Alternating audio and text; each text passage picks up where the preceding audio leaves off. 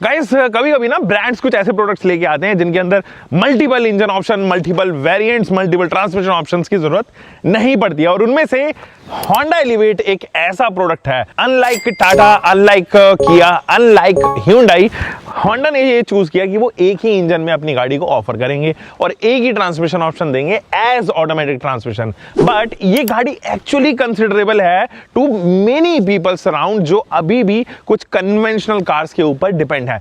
I will tell you why this car should be considered और कहां कहां इसके पॉजिटिव एस्पेक्ट्स हैं, कहां कहां आज भी बहुत सारे स्कोप्स हैं इसको इंप्रूव करने के। चलिए स्टार्ट करते हैं गाइस। देखो दोस्तों, सबसे पहले जो इसके अंदर इंजन आता है वो आज का नहीं है, वो बहुत पुराना इंजन है और ये होंडा का ट्रस्ट बन चुका है, इनफैक्ट हम लोगों का भी, क्योंकि ये होंडा सिटी जैसी गाड़ियों के अंदर आता है।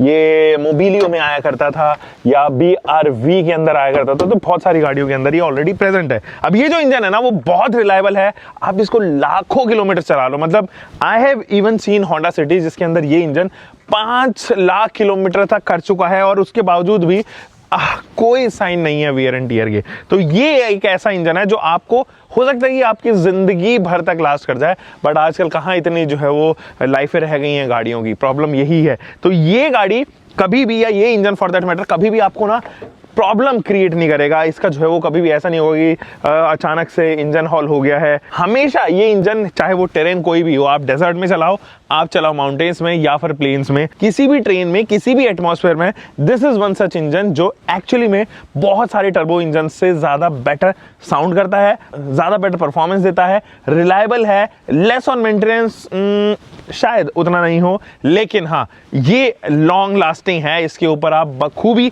एक्सपेरिमेंट कर सकते हो। अगर आप चाहते हो कि कस्टमाइज कराना है अपनी गाड़ी, स्टेज 1 या स्टेज 2 ट्यून करना है, तो ये गड़बड़ाता नहीं है इंजन, इसलिए मुझे इंजन बहुत पसंद है। मक्खन स्मूथ।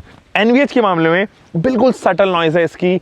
जब आप थ्रॉटल प्रेस करते हो तो बहुत ज़्यादा आवाज़ अंदर नहीं आती है, मैं आपको हालांकि चलाने के बाद में बताऊंगा। तो आई स्वेयर, ये अगर कोई इंजन ऐसा बताना हो मुझे इस सेगमेंट में जो सबसे ज़्यादा रिलायबल हो, सबसे ज़्यादा ड्यूरेबल हो, I would be keeping this engine on first position. ये एक इस तरीके का इंजन है डेफिनेटली। देखो, हो सकता है कि इसका रियर डिजाइन जो है वो इतना फिनोमिनल, एक्स्ट्रा ऑर्डिनरी ना लगे, थोड़ा बॉक्सी से जरूर लगता है, but one thing is for sure, जो इसका फ्रंट का व्यू है ना वो आपको डेफिनेटली पसंद आने वाला है। मतलब ये एक अपराइट पोजीशन देती है आपको अंदर से भी, और यहां से भी ना आपको इसका डिजाइन बहुत ऊपर पोजीशन लगेगा। इसकी जो लैंप्स हैं बहुत ऊपर पोजीशन लगेंगी। इसका जो ये वाला पार्ट है ना बिल्कुल स्क्वायर रखा गया है, उसके अंदर ऐसा कोई स्लोप वगैरह नहीं है, एकदम ऐसा लगता है जैसे चॉप कर दिया हो यहाँ से। बड़ी सी ग्रिल, मतलब इससे बड़ी ग्रिल शायद ही इस सेगमेंट में कोई और ऑफर कर रहा होगा। ये सच में बहुत बड़ी है। स्लीक आपके पास में जो है वो हेडलाइट यूनिट्स हैं, नीचे आपके पास में एक प्रोजेक्टेड फॉग लैंप यूनिट है। तो देखने में फ्रंट से, स्पेशली ये ब्लैक कलर, भाई पता नहीं क्या जादू है इस ब्लैक कलर में, इतनी शाइन मारती है ये गाड़ी। और ब्लैक में अनडाउटेडली ये one of the best looking car आप ग्रेड कर सकते हो। मुझे काफ़ी पसंद आती है स्पेशली फ्रंट से। और I don't know how many people I have actually recommended this car. हो सकता है ये काउंटिंग जो है वो 15 से 20 के आसपास जा रही हो। मेरी अपनी फैमिली में ही है, मैंने 4 लोगों को ऑलरेडी रिकमेंड की है और फ्रेंड सर्किल में तो काफ़ी लोगों को ये गाड़ी because of looks and because of performance recommend की है। Hats off to the job done by Honda here. कुछ चीज़ें हैं जो मुझे अभी भी थोड़ा लगता है कि यार होंडा को शायद रखनी चाहिए थी। एक तो ये प्रीमियम वाइपर सेट यहाँ पर होना चाहिए था।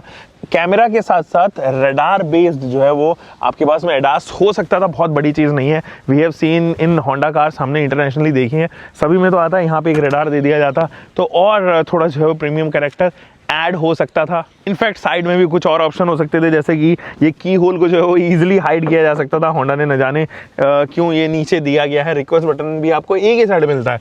आपके पास में पैनोरामिक सनरूफ हो सकती थी, जो कि एक्चुअली में नहीं है भाई। यहाँ पर जो है वो आपको पैनोरामिक सनरूफ इजीली मिल सकती थी। सेकंड में शायद ही कोई OEM बचा होगा जो एक्चुअली में पैनोरामिक सनरूफ दे ही नहीं रहा है, तो वो दे ही नहीं रहा है, या फिर वो एटलीस्ट पैनोरामिक सनरूफ तो दे रहा है। एंड इनफैक्ट इससे छोटे वाले सेगमेंट में जहाँ पे XUV3 XO या नेक्सॉन जैसी गाड़ियाँ, उनके भी जो सनरूफ है वो बड़े हो गए हैं अब। इनफैक्ट एक जगह और, जैसे कि 360 डिग्री कैमरा, अगर आप top of the line variant खरीदते हो तो इसमें मिलता है 360, बट ऐसा लगता है कि आफ्टर मार्केट सा है, तो OEM फिटेड जो है वो 360 डिग्री कैमरा नहीं मिलता है। But what you get actually is a good boot space.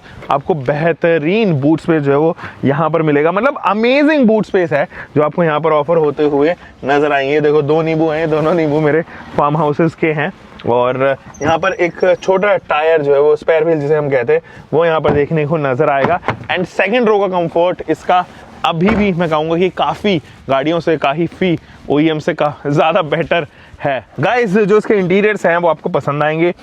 All black है क्योंकि ये ब्लैक एडिशन भी है, इसलिए आपको इंटीरियर जो है वो कंप्लीटली सोबर नजर आएंगे। सॉफ्ट टच का मटेरियल है, प्लास्टिक क्वालिटी हो, मटेरियल क्वालिटी हो, भाई ये गाड़ी अमेजिंग है। There are many reasons to buy this one. अब तो जो है वो इसके अंदर यहाँ पे एम्बिएंट लाइटिंग वगैरह भी जो है वो हो गई है, यहाँ से जो है आप उनको कंट्रोल कर सकते हो अलग अलग मोड्स पे। और चाहो तो यहाँ पर एक पैटर्न भी आ गया है इसके एडवेंचर वाले एडिशन में, वो भी यहाँ पर ऑप्ट आउट कर सकते हो।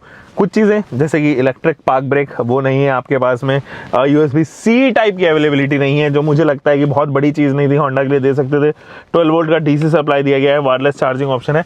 तो मतलब इस गाड़ी के साथ में ये वैल्यू फॉर मनी इसलिए क्योंकि होंडा डिस्काउंट तो देते ही रहता है इसके ऊपर, आप डीलर डिस्काउंट बहुत ज़्यादा गेन कर पाओगे इस गाड़ी के ऊपर। बाय गॉड, मतलब आप खरीदने जाओगे ना तो आपको रियलाइज़ होगा कि भाई डीलर को आप कुछ हिस्सों में तोड़ सकते हो पैसे में, जैसे इंश्योरेंस में तोड़ सकते हो। एक्स शोरूम पे शायद बहुत ज़्यादा डिस्काउंट ना दे, लेकिन इंश्योरेंस वगैरह इन सब में तो डेफिनेटली फॉर श्योर आप गेन कर सकते हो काफ़ी अच्छा खासा। अब कुछ चीज़ें हैं जो लिटरली मुझे बतानी है और वो है ड्राइव के टाइम की, तो चलिए क्विक ड्राइव पे चलते हैं। सो गाइस होंडा एलिवेट चलाते टाइम जो एक चीज आपको नजर आएगी ना वो है 0 टर्बो लैग। अब आप बोलोगे यार नेचुरल एस्पिरेटेड इंजन में कमाल है यार, टर्बो लैग की बातें करता है, यही तो फैक्टर है क्योंकि इस सेगमेंट में आने वाली जितनी भी ज्यादा से ज्यादा गाड़ियां हैं ना वो सारी टर्बो चार्ज के साथ पहली, अगर आपको परफॉर्मेंस चाहिए तो। But Honda elevate is one such car या SUV या कॉम्पैक्ट SUV जो एक्चुअली अच्छी इंजन के साथ में आती है और आपको टर्बो की जरूरत नहीं पड़ती है। इसके पास में ग्रेट पिक है, बट हाँ वोकल जो है वो इंटीरियर्स में आपको नजर आएंगे, मतलब 30-40 की स्पीड से जैसे आप हाई रेव करोगे इसको, और ये आपको ज्यादा से ज्यादा वोकल जो है वो ऑफर करेगी, तो उस चीज से आपको हमेशा रेडी रहना है। बट ये हाइयर RPM पे रेव करती है, तो इसका जो इंजन है it can even rev about 6000 RPM, तो वो चीज वो परफॉर्मेंस है, तो इसका मतलब अनमैचेबल है इसकी इस गाड़ी की परफॉर्मेंस जब आप बात करते हो सेगमेंट में और गाड़ियों की।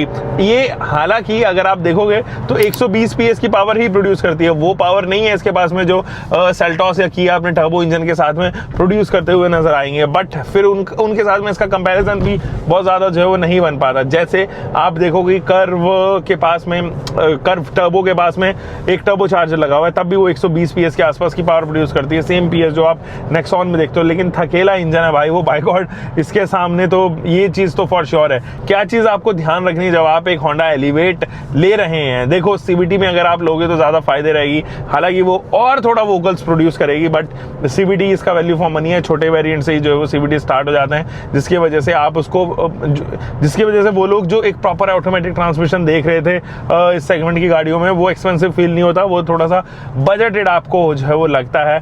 इसका नाइट ड्राइव में जो हेडलाइट यूनिट्स का परफॉर्मेंस है कमाल का है भाई, वो चीज आपको लगेगी यार सच में रात में निकल रहा हूँ। इसकी जो हेडलैम्प है वो आपको काफी सपोर्ट करेगी, वाइड स्प्रेड कर देती हैं, ज्यादा जो है वो येलोइश नेचर नहीं है उनका, वाइड नेचर है, जिसकी वजह से जब आप रोड पे देखोगे तो सब चीजें लगभग क्लियर जो है वो नजर आती हैं। फ्रंट से आने वाली जितने भी व्हीकल्स हैं वो स्पॉट कर सकते हो आप, even in the low lamp, तो लंबा थ्रो होने की वजह से दूसरों को डिफिकल्टी भी नहीं होती क्योंकि आप लो लैंप पे चला रहे हो और आपको भी सारी चीजें स्पॉट होती हुई नजर आती है।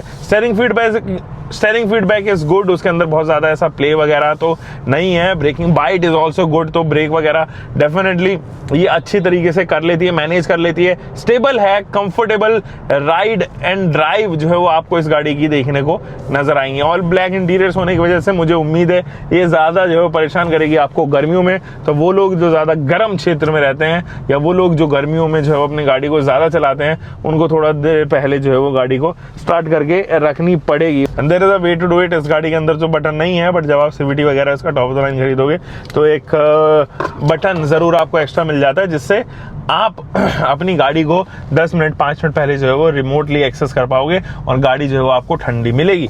तो ब्लैक कलर का ये डिसएडवांटेज जरूर है, बट इंटीरियर्स में देखो कितना अपील आ रही है, मतलब ब्लैक सच में बहुत अच्छा लगता है। एर्गोनॉमिकली राइटली पोजीशन है हर चीजें, बट ये इंफोटेनमेंट सिस्टम इसका कुछ करना होगा दोस्त, इसका जरूर मुझे लगता है कि कुछ ना कुछ होंडा को करना चाहिए, क्योंकि उनके जब तक डिजीपैड आते रहे वो पुरानी जनरेशन के जो इंफोटेनमेंट सिस्टम थे वो भी थोड़े परेशानी थे अपने सेगमेंट में थोड़ा सा परेशान ज़्यादा करते थे। देखो जो एडास है वो कैमरा बेस्ड है, जैसे मैंने अभी आपको दिखाया, बट अगर आप चल रहे हो फॉग में तो ये बहुत ज़्यादा सपोर्ट नहीं करेंगे आपको, तो उस टाइम आपको रडार चाहिए स्पॉट करने के लिए चीज़ें, इसलिए रडार बेस्ड जो है वो एडास होना ज़्यादा बेहतर था। माइलेज के बारे में ज़रा बात कर लेते हैं। ये आपको बहुत ज़्यादा माइलेज ऑफर नहीं करेगी। यू कैन नॉट एक्सपेक्ट कि ये जो है वो आपको सिटी में 13, 14 या 15 के करीब का माइलेज दे दे। सिटी में इसका जो है वो माइलेज वही 11, 12 के आसपास रहेगा। हाईवे पे डेफिनेटली आप इसको 17 से ऊपर जंप करा सकते हो। मैं 200 किलोमीटर की ड्राइव पे तकरीबन 16.9 किलोमीटर पर लीटर का जो है वो माइलेज इसने निकाल के दिया है, विच इज़ गुड। 200 किलोमीटर में जब ये 400, 500, 600 किलोमीटर आप चलोगे, मुझे लगता है ये 17, 18 से ऊपर जो है वो जा सकते हैं, क्योंकि सीवीटी में, होंडा सिटी में मैंने 20 का माइलेज निकाला है होंडा सिटी हाईवे पे। बट इसका मुझे उम्मीद है कि क्योंकि ये एसयूवी भी है तो 1 से 2 किलोमीटर पर लीटर माइनस ही इसका जो है वो रहने वाला है। आपको क्या लगा, कैसी लगी ये गाड़ी, मुझे नीचे कमेंट सेक्शन में बताना जरूर। और गाइस, तो ये तो थी हमारे पास में होंडा एलिवेट। किस किस को रिकमेंडेड है, देखो हो सकता है कि आपको इसका एज गैप 40 से 60 या उससे अबव जो है वो नज़र आए, बट अगर आप अपने यंग एज में हो और आपको चाहिए कि यार मेरे को ऐसी गाड़ी जो मेरी 40s तक चली जाए, अभी 25 के हो, मेरे ख्याल में इससे बेटर ऑप्शन नहीं है। ये सच में एक ऐसा वाइबल ऑप्शन है जो लॉन्ग टर्म के मामले में आपको कहीं धोखा नहीं देने वाला है। हो सकता है कि आपको इस सेगमेंट में आने वाली और गाड़ियाँ परेशान करें, उनमें से बड़ा नाम obviously Tata, Mahindra, for that matter किया, अगर आप डीसीटी वगैरह खरीद दो हो सकता है, बट ये गाड़ी एक ऐसा ऑप्शन रहेगा जो चलेगी सालों साल, भरपूर स्पेस के साथ में, भरपूर कंफर्ट के साथ में। आप अगर यूथ हो तो हो सकता है कि आपको इसका इंफोटेनमेंट सिस्टम जो है वो पसंद ज़्यादा ना आए because of the user interface and many other things, but जो इसका मीटर है, जिसको हम लोग कहते हैं इंस्ट्रूमेंट क्लस्टर, वो आज भी एनालॉग ओल्ड स्कूल है, जो ज़्यादा एक्यूरेट है, ज़्यादा बेटर फील कराता है। एंड उस मामले में मुझे लगता है कि होंडा ने कुछ चीज़ें सस्टेन करी हैं, बट हाँ there is scope of improvement, जिससे मैं बिल्कुल भी घबराऊंगा नहीं कहते हुए। इसके अंदर इलेक्ट्रिक बूट आ सकती थी, वो नहीं आए हैं। मल्टीपल इंजन ऑप्शन आ सकते थे, वो नहीं आए हैं। जो सबसे बड़ी मिस्टेक अभी मुझे लगता है होंडा ने करी है इसको बनाते time, is not giving the hybrid option guys. Toyota and Grand Vitara, Toyota as well as Maruti, दोनों के पास में ये मिलाकर इस सेगमेंट में 3 ऐसी गाड़ियां हैं जो एक्चुअली में हाइब्रिड के साथ में आ रही हैं। ऐसे में होंडा एलिवेट पीछे नजर आती है। अगर ये पूरे महीने में उम्मीद है शायद 1500 के आसपास यूनिट कर रही है, 2000 के आसपास, ऐसे में अगर इसके पास हाइब्रिड होती तो आई बिलीव कि 200-250 यूनिट जो है वो और एड ऑन हो सकती थी।